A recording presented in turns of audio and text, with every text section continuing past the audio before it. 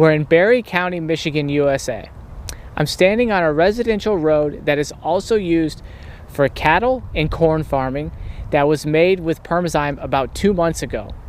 For this road, they imported gravel with a high clay content because the native soil was incompatible.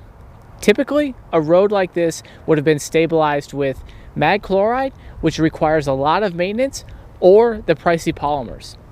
This road is a good example of how using Perma-Zyme for dirt road construction to improve road stability when those other options just aren't ideal or out of the price range.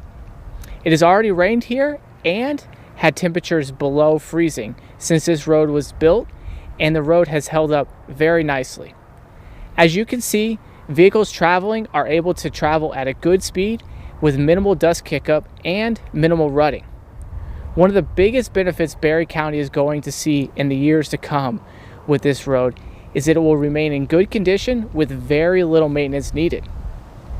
Compare that to a road not treated with Perma-Zyme like this one, which will need maintenance after rainfall, snow, and changing temperature with freeze-thaw conditions. The untreated road has dust, ruts, and will continue to rut out even more. A road treated with Perma-Zyme will need very little upkeep.